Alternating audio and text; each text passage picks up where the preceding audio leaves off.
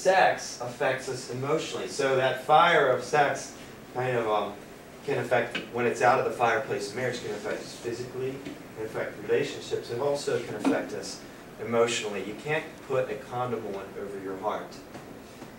And emotional pain can hurt a whole lot. I and most adults would say they've had emotional pain in their life that's worse than any physical pain they've experienced. So it can be pretty painful stuff. I want to read a few letters of feedback from some students. Now, typically, get your opinion, do you think it's typically girls getting hurt at a younger age in relationships or boys, typically? What do you think? Girls? Why do you think that? I agree. Just you have that feeling. I think maybe often girls are more emotionally invested in the relationship at a younger age. Maybe have higher expectations, like really wanting love. And often, not always, I know a lot of wonderful young men, but often the guys are just like, I just want to get somebody, I just want to touch your body, and the girls are thinking love, and it's not the same. So girls do usually get hurt at a younger age. So here's a thought. Here's a few feedback thoughts from some girls. One says, I love you, that's what he told me. We spent all our time together. Twice we thought I was pregnant. I went to bed with him for 2 months, then he left. Now I feel like he never really cared. I'm still so hurt. Even after 4 months I cried because it's so painful. I've been used and he lied to me to get something he wanted.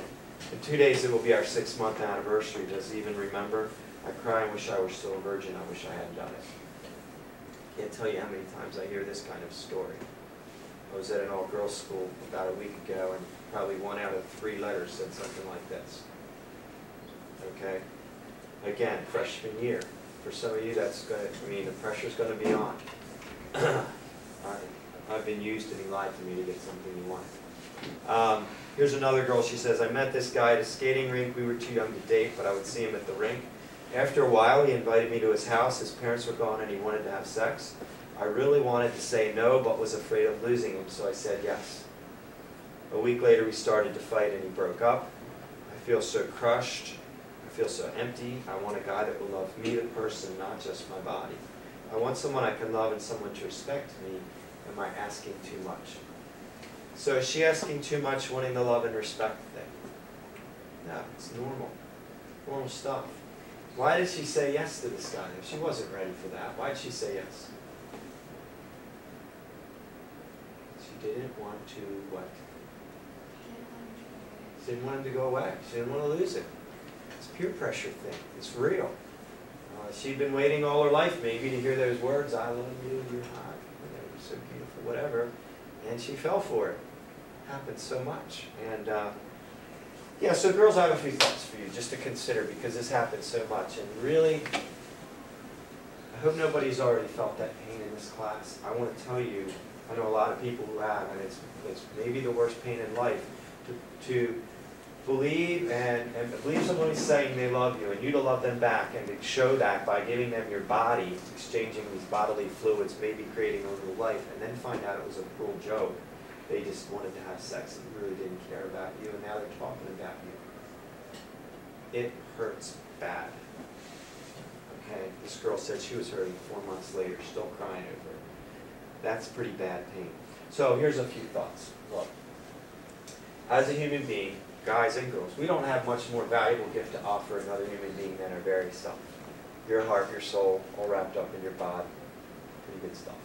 Okay? And from the perspective of your future love, your guy's perspective, okay, from your real deal love, you will be the best present that walks in his life. Okay? Believe me on that. Best present, you, walking into that person's life. So my thought is, why not?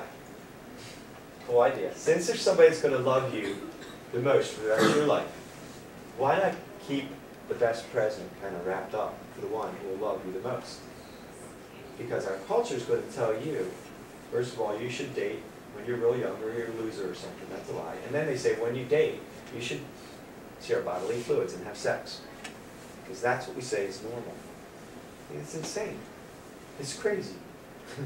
Well, how many people might someone date before they meet their real deal love? How many pregnancies and diseases might they risk? How many times might they have their heart broken before they meet their real deal love? And we're saying that's normal. And in case you're thinking, oh, but I know him, you don't understand. No, I know him, you don't understand. I've talked to seniors all the time, and I ask them when it's seniors in the class, say, guys, raise your hand if you answered the question, who am I and where am I going? And usually, one, maybe zero guys in the class raise your hand and say they figured those things out. And unless the guy really knows who he is and where he's going, you don't know him, you can't. I don't even know himself. And so we have a culture saying, girls, take this wonderful gift of your body at all kinds of risk. Share bodily fluids with this person you've been dating for a few weeks or months because they've text messaged you, said you're pretty, free trips to McDonald's, and now you're supposed to share the best gift in your whole life with them? Hello. I don't think, so the thought is, look, if you keep the present wrapped up, hold the bar high for your sexuality, high standard. If you've already been sexual, wrap it back up. But look, hold this bar high. What will happen? There's a zillion guys out there that just want you for sex. They will kind of find out, hey, her standard's too high, I'm moving on. I'll get it somewhere else. A guy that's going to want you for love, he's going to want you more. He's going to want you more. If a guy really loves a girl and she says she's not ready for sex, he is not leaving her. I have confirmed that, and I've spoken hundreds of times, even in all guys' schools I've spoken. They say, no way, if he loves her, he's not leaving her. In fact, he'll want you more, because the present wrapped up is still mysterious. There's power in that mystery. So there's something beautiful about that present being still wrapped up. Not only that, your high standards are something very attractive to a guy that is looking for real love. When a guy's looking for love, he wants somebody he can admire and respect and trust. A girl with high standards is what he's after, not somebody that's just giving it up all over the place. A buddy of mine, when he was in college, he said he was going for one girl, the next, kind of being a jerk at first. And then he said, I met Gail, and she's like, hey, I love being with you, but sex isn't happening until my wedding night. And he said he was shocked at first about this college girl saying no, and then he said, then I was so drawn to her and so psyched about her, I did a turnaround of my whole life and raised up my standards to pursue love with her. In other words, I became a better man because I wanted to win her love because she was so worth it. Girls, I want to tell you, you are worth it, and that's what you should consider. Some young man should want to see, when he looks at you in these next coming years, he should see somebody with high standards that he admires and say, wow, I better kick my butt in gear and like get on with my homework and do whatever I got to do to become a good man to win her because she's got high standards. Now let's look at the other side of that though. We have some guy, he's a party animal, he's out there chasing skirts and partying all the time, not really taking school that serious, not really answering the question, who am I, what am I going to do with my life? Even if he's in college, he's all about partying. And guess what? We've got all these guys in this culture now that are 25, 26, still living in mama's basement, and they got their Maxim magazine and their six-pack, and they're thinking they're the man because they pay their own cell phone bill.